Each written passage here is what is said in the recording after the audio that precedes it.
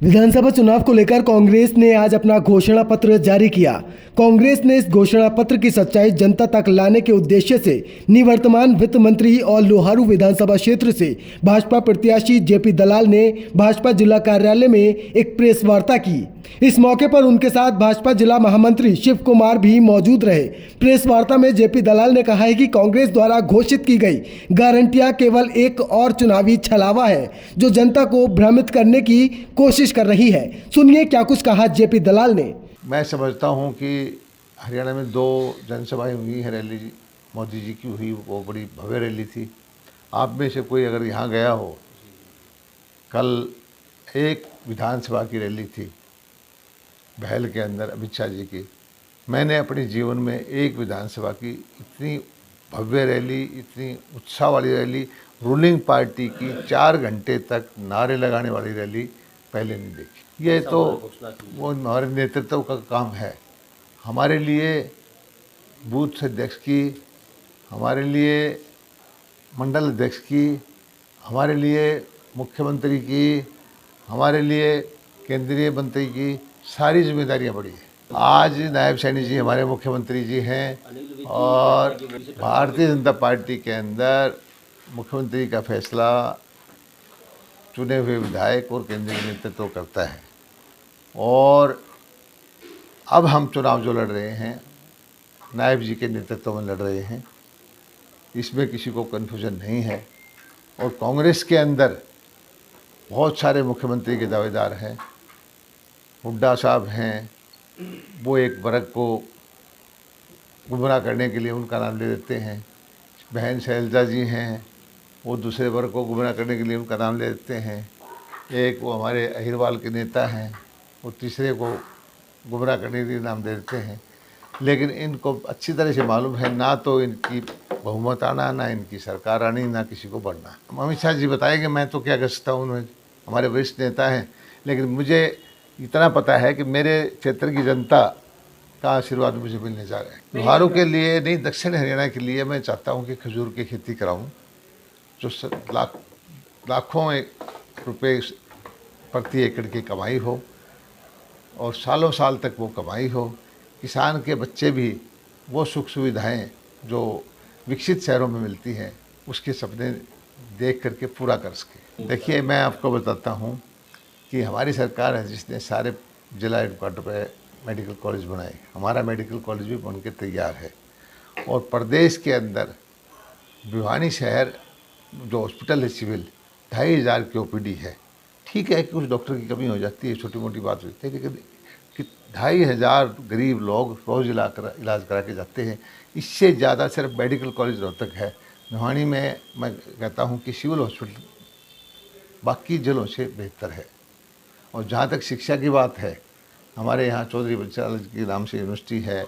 अभी भी तो माननीय मनोहर लाल जी के वक्त में हर 20 किलोमीटर पर कॉलेज खुलवाया। मेरे क्षेत्र में ही आप बताऊँ, लोहारू में कॉलेज खुला, कुडल में कॉलेज खुला, इसरवाल तोसाम में कॉलेज खुला, बहल में कॉलेज खुला, शिवानी में कॉलेज खुला और बहुत सारी क्लासेज अपग्रेड हुई।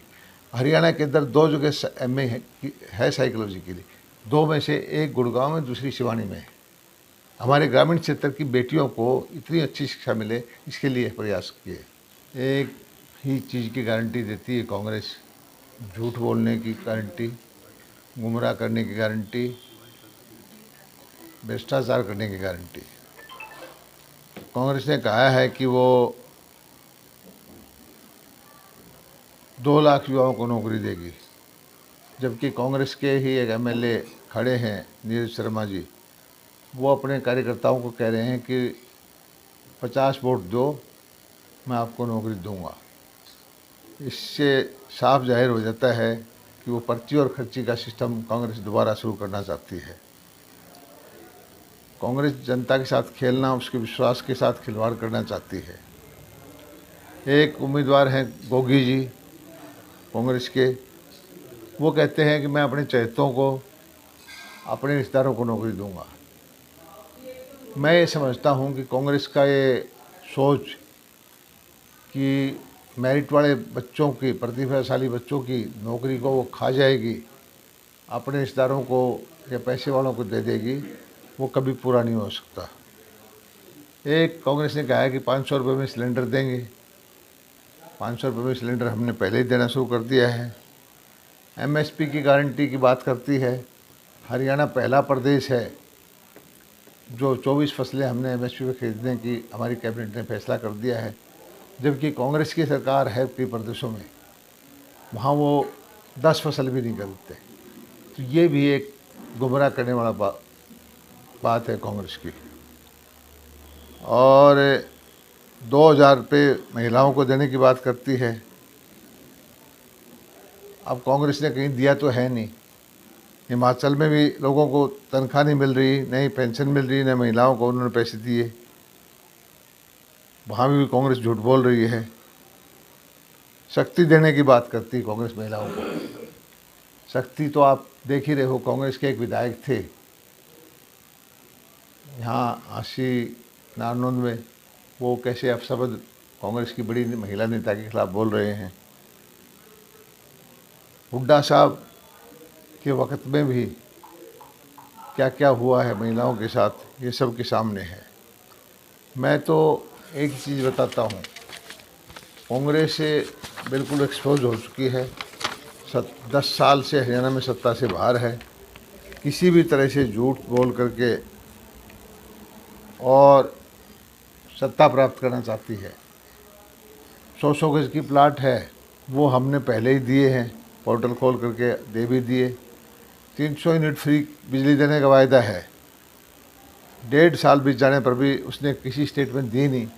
हमने, मोदी जी ने एक ऐसा सूर्य घर बिजली योजना लेके आए हैं कि हर घर के ऊपर सब्सिडी दे करके सोलर प्लेट लग जाए और 300 यूनिट बिजली फ्री देने के बजाय वो ही घर में ही बन जाए उसकी, और वो ग्रिड से कनेक्टिविटी होगी। तो ये योजना भी हमने पहले ही कर रखी है। और क्रीमी लेबर की बात की, बैकवर्ड की, वो हमने 6 लाख से 8 लाख पहले बढ़ा दी है। कांग्रेस के पास वही घिसी पिटी बातें हैं, कोई नई चीज़ नहीं है। ये हर प्रदेश के अंदर यही झूठ कांग्रेस बार बार बोलती है, उसी में से चटनी करके ये एक नया झूठ का पुलिंदा उन्होंने तैयार किया है। हरियाणा की जनता जो है कांग्रेस पे विश्वास करने वाली नहीं है। और गारंटी शब्द जो दी है कांग्रेस ने, बात करते हैं, लोकसभा के चुनाव में भी वो खटाखट की बात करते थे।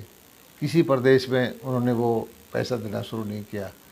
कांग्रेस ने गारंटी शब्द को भी एक तरह से कमज़ोर कर दिया है। और कांग्रेस को अच्छी तरह से मालूम है कि उनकी सरकार नहीं आने वाली। कांग्रेस को अच्छी तरह से मालूम है कि हरियाणा की जनता भारतीय जनता पार्टी को फिर चुनेगी। इसलिए वो जितना ज़्यादा झूठ बोल सकती है उतना बोल रही है।